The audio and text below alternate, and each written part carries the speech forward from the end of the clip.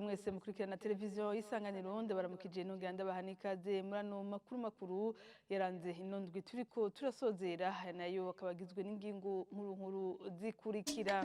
Ibanki nkuru y'igihugu ngirakwiye kwigenga, ivyo byashikirijwe n'uburongoye ishirahamwe Oricom yishinze kugwanya igiturire no gusesagura amatungo ya leta, agashikiriza ko ico ari kimwe cotuma amafaranga mvamakungu akoreshwa neza. Kuwa gatanu w'inondwi turiko turasozera haratangujwe umugambi ugira kabiri uhuza abakurikirana bose ibijanye no gufungura neza no kugwanya ubukene. Ido nido ya makuru yaranze inondwi turiko turasozera ni mukanya.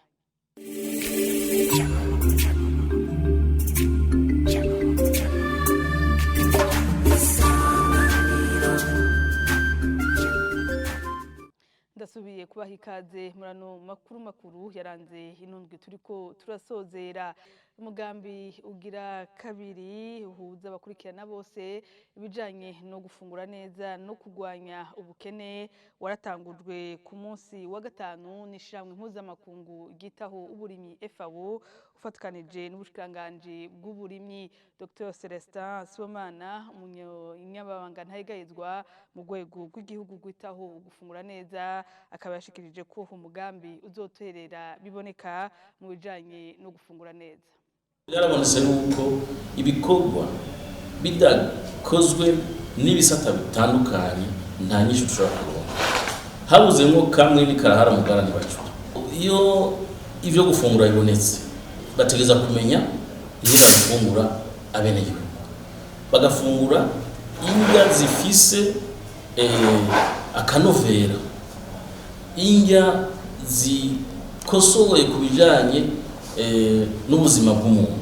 Hanyuma hakinjiramwo uburimyi n'ubworozi, amagara y'abantu, ubudandaji, amahinguriro. Hanyuma kandi bakamenya yuko amashirahamwe ya leta ibisata bitandukanye by'igihugu biteza kuja hamwe kugira ngo turonke inyishu kuko ivyo bibazo bikunda kuva ku mice itandukanye. Rero nkuko tuvuga mu rurimi rw'Ifaransa ni approche multi-sectorielle et multi-acteur kugira ngo turonke inyishu.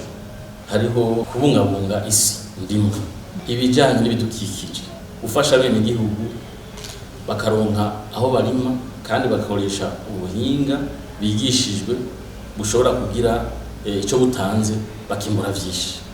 Hariho kumenya ingene babika ivyo bimbuye kuko nkuko mwayibonye hariho bimwe bibimfa gusa kubera ububiko n'ingene babibika batabizi neza. Kubihingura niyo twita mu Gifaransa transformation. Akamenya yuko nimba umwe yarimye ibigori undi akarima amasaka undi akarima ikindi bashobora gusya bagashira hamwe iyo ifarine igaca bimwe bita farine complete ikacigira ingaburo nziza ku bana bacu. Hariho ibi mu Gifaransa bita genre gushira imbere abakenyezi tutibagiye cyane no guteza imbere igihugu burimyi. Iyo turoza umusesekara tukagurisha mugabo hakabaho ryashira hamwe rikije kuraba ubuziranenge rigakora kugira ngo bijya bitegereza kugurishwa hanze bikazana ndetse n'uburyo n'amafaranga ava makungu biba bishobora kugurwa neza. Igikuru nuko abene yo baronka ibyo bafungura biciye mu kongereza inguvu, mu kongereza umwimbu kandi biciye kandi no mu kutunganya neza ivyo dufise, twongera tugwanya na bimwe byigwirana ry'abantu, twongera tugwanya kandi na bimwe bivuye kwihindagurika ry'ibihe. Mano makuru tugaruka kandi mu gisata c'indero aho abanyeshuri barenga 60% bo kw'ishure shingiro rya Coga ya mbere muri zone Muyira mu ntara ya Bujumbura batagira aho bigira kuva ku muhingamo w'uyu wa mbere. Ibisakazo vy'amasomero 4 kuri 6 bigiramwo bikaba vyaraguruwe ni gihuhusi kivanze n'imvura. Baba abavyeyi abarezi co kimwe n'umukuru w'umutumba waho basaba ubufasha. Evaristo Nzikobanyana Ona inguza ishaka utwiharurira uzana zakanuma tuzibone turigurukira tugenda tuvuga bayi bayi gona kuku bayi bayi gona kuku. Ntibariko bararirimba kubera baryohewe bacura intimba kuko batagira aho bigira kuva ku muhingamo w'uyu wa mbere kubera ibisakazo by'amasomero bigiramwo vyaguruwe n'igihuhusi kuko bivugwa na Emeline nije bariko aserukira abandi bigisha. Ni kuvuga haraje igihuhusi, imvura icanze n'umuyaga mwinshi harimo n'urubura, hamucu hita ubomora amashure irayagurura. Hama ni kuvuga ko abanyeshuri mwasanze bari hanze batariko bariga n'abanyeshuri bari gutegerezwa kwigira muri ayo mashure yagurutse. Ku magara y'abanyeshure hariho abanyeshure bakomeretse 3.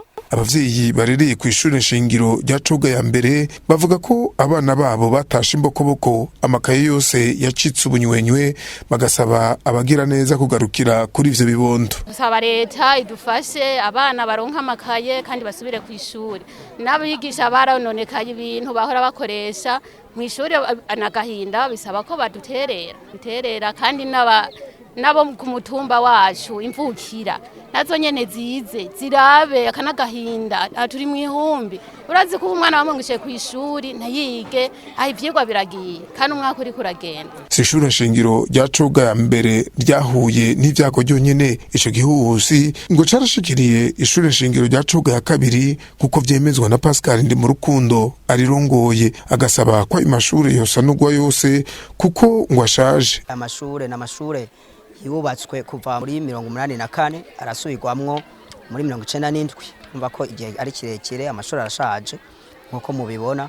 Turafise ubwoba cyane gose ko amashure hamwe vyosubira umwanya n'umwanya amashure yose yogenda. Umukuru w'umutumba Coga Ndayisenga Dieudonné atera kamo abamukurira mu ntwaro leta abagira neza n'imvukira za Coga gukora ibishoboka byose vuba kugira abo banyeshure bahuye n'ivyango barangize igice ca mbere c'umwaka nk'abandi. Uno musi canke ejo ntitubona kazoza kababana kuko bakuranwa ntitubona ko umwimbu tuzoronka nkuko twari tuwiteze. Rero bisaba yuko abagira neza na leta bo dufata mu mugongo abavyeyi tureye hano mu Coga kugira ngo igiri icidufasha mu maguru masha. Ico gihuhusi caranasambuye ibisakazo by'igikoni gitegurirwamwo ibifungurwa vy'abanyeshure, ibisakazo vy'utuzu twasugumwe 2 hamwe n'ibisakazo vy'inzu z'abanyagihugu baba mu micungararo y'amashure shingiro ya Coga ya mbere na Coga ya kabiri. Makuru twagaruka kandi kuvyo ishirahamwe gishinze kugwanya igiturire Oricom ryasavye ko amafaranga mva makungu yokoreshwa neza hakanakurikizwa hakanagwizwa naho yo kugwa mu ntumbero yo kutorera umuti ikena ryayo. Mu kiganiro n'abamenyesha makuru ku munsi wa mbere ku munsi nako wa kane Gabriel Rufyiri harirongoye yavuze ko bikwiye ko ni banki nkuru y'igihugu yigenga, ikindi ngo gushira inguvu mu bitegwa njabukamazi nk'ikawa, icayi n'ipama. Turasavye ijambo mukuru w'igihugu yavugiye Muramvya abantu bose bari kurikiza, hanyuma inzego zije kubishira mu ngiro zibishire mu ngiro. Atari uko twebwe n'ukuri ntidukeneye kumva abo muri leta bariko baridoga, ntibishoboka. Nibatubwira ingingo bafashe hamwe n'ivyo rero twipfuza yuko twotanga ivyokogwa yofata berbe bijya banki nkuru y'igihugu ikayikura mu biro vy'umukuru w'igihugu ikayigira yigenga nkuko biri mu bindi bihugu. Ugende mu Rwanda, muri Tanzania, muri Uganda, muri Kenya, Kongo n'ahandi hose usanga berbe ari urwego rwigenga. mugabo ubu uya rimwe na rimwe murabona neza ko biba bigoye n'ikimenyamenya n'ingene abatwara izo nzego usanga bakugwa ingene bashigwaho n'ingene bakugwa murabona ko biba ku mwanya ku mwanya. Ikigira kabiri twagomba kuvuga nuko ingingo twavuze ijanye n'amatike y'indege yohagarara leta ikaraba ikundi kuntu ibitunganya. Ikindi naco nuko leta yokora ibishoboka byose kugira ngo amafaranga make yahari ashobore gukoreshwa neza, ntibagume ubayaha abantu ubona ko mu by'ukuri baza kubikoresha ibintu bitari byo. Mbere twagomba tubone kano kanya dusabe leta igire umugwi icyo no kwita audit international, berekana amafaranga batanze mu bintu by'ibitoro, aba ayahawe prestige cyangwa andi mashira hamwe, mbere n'ayatanzwe mu bintu by'amafumbire n'ibindi, tubona icegeranyo. Ikindi tubona biguye gukorwa ubu uya nuko leta ishiraho ubuhinga kuko amafaranga yagiye hanze agarukanwa. Ikindi tubona nuko yuko ugabanywa ingendo zigwa mu mahanga hakagirwa ingendo by'ukuri zigirira akamaro igihugu, nukuvuga abantu bari mu nzego z'igihugu. Ikindi naco tubona ko gihambaye kigiye gukorwa nuko leta yokora ibishoboka byose kugira ngo ibisate byo kugwiza umwimbu bishobore gutezwa imbere. Twabivuze ivyo bisata byo kugwiza umwimbu cyane cyane mu mafaranga ava hanze. Turabona ko igisata c'ikawa cibagiwe, igisata c'ipampa, ibijanye n'ubutare.